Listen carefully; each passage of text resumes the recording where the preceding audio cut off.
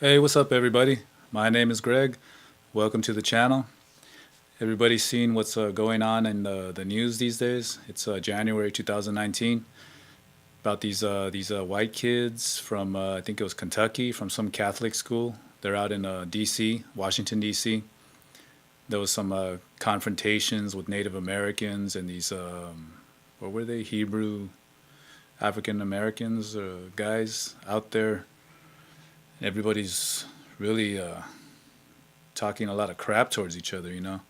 It's a whole lot of putting people down, and I saw those the Hebrew guys really calling homosexual people, racial those slurs. I was gonna say racial, but they're calling them slurs, and they're quoting the Bible, you know, crazy stuff. And then the white kids have the "Make America Great" hats on, supporting Trump with the whole building up the wall to prevent foreigners from coming into the country. We got this Native American guy and his group with the drum, trying to make things peaceful with his drum.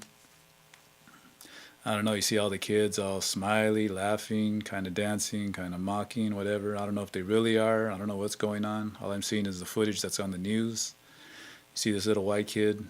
He's standing right in front of that Native American guy, pounding the drum.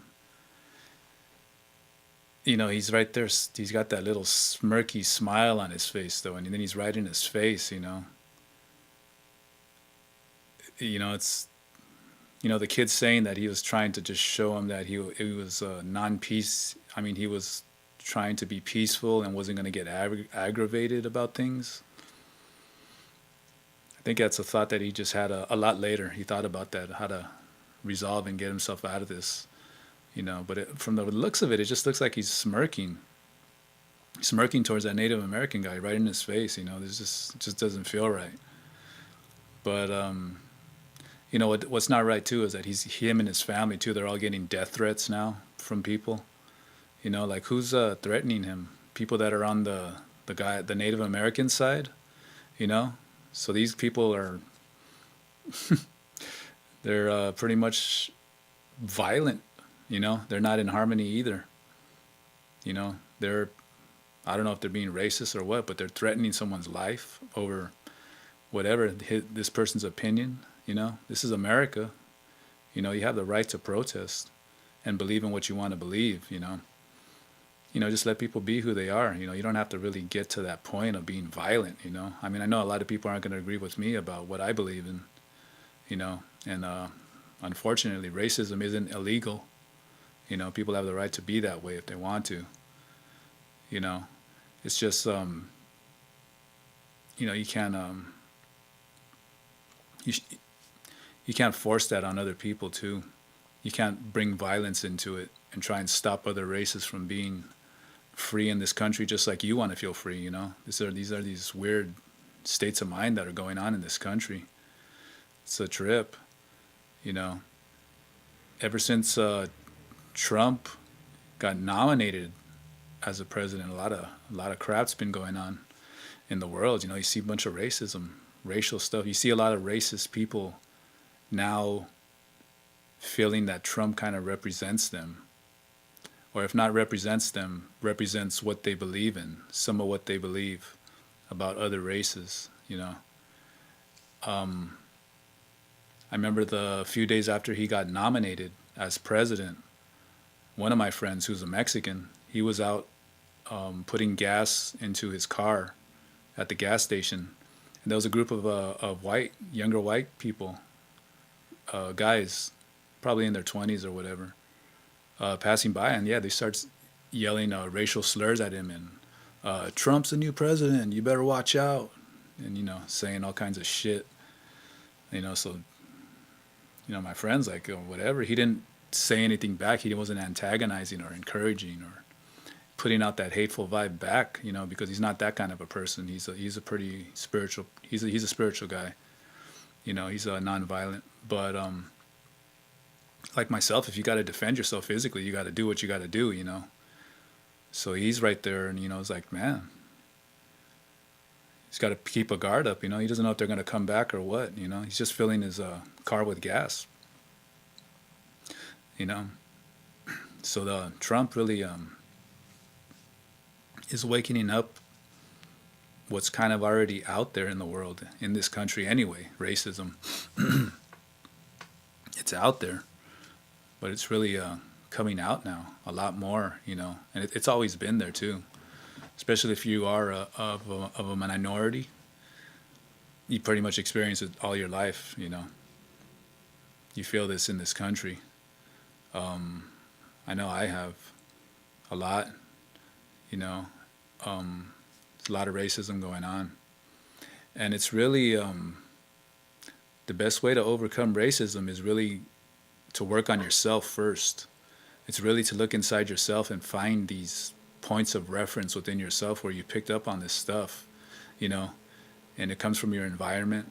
It might come from your family, the neighborhood that you grew up in, television.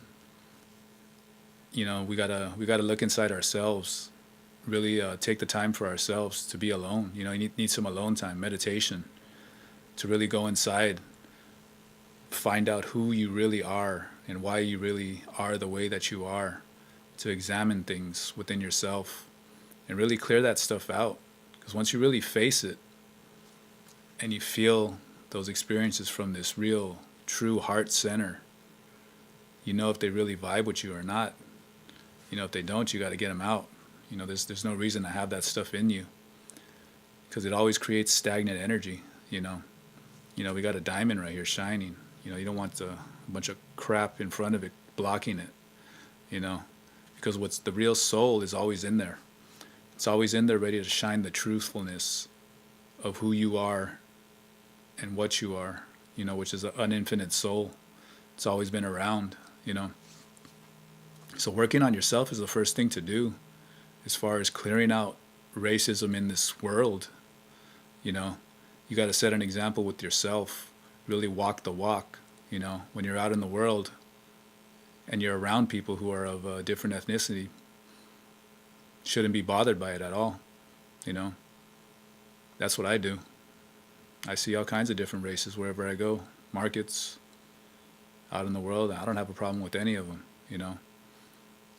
It doesn't really matter to me who people are, how they look, how they dress. Just got to let people be who they are. When you put out that vibration of true, non-racist energy, people sense it. People sense it, and they know. They know someone's being real, even though you're not even saying anything. It's just the whole frequency vibe that you're putting out there is picked up on everybody. Everybody picks up on everybody. Everybody senses blockages. Everybody senses weaknesses, strengths, on an unconscious level. We all know. And really, it's like a gut check for people when they get around someone who's not racist at all. It's either going to make them feel uncomfortable or it's going to make them feel comfortable. They're really going to be feel really comfortable around you. I see this with a lot of I'm Mexican, so I grew up in Mexican neighborhoods. Total racism, a lot of racism going on where I grew up.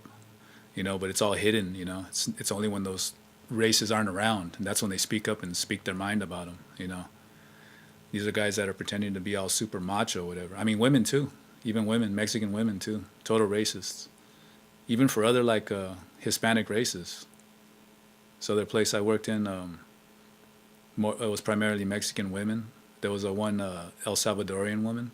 Whenever she would make mistakes, when she wasn't around, I'd hear the women talking, Pinche Salvadoreña, talking about this fucking Salvadorian chick, man. She's always messing up.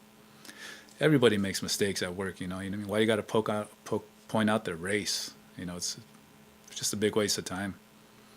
So yeah, we got to clear ourselves out first within ourselves, and then put out that vibe of non-racism, and people are going to pick up on it, or they're going to want to avoid being around you. But eventually we're all going to evolve. That's what we got to do, taking time for ourselves to meditate and shift timelines. That's what it's all about. There's an infinite soul within everybody, and that infinite soul knows no race, no color. It has no name. It has no country. There's no borders in the world. It's just all universe, and universe is us, and we are the universe. That's what we need to be at. So anybody interested in getting a Thunder astrology reading, I'll leave the link on the bottom, and I hope you guys have a good day. Peace.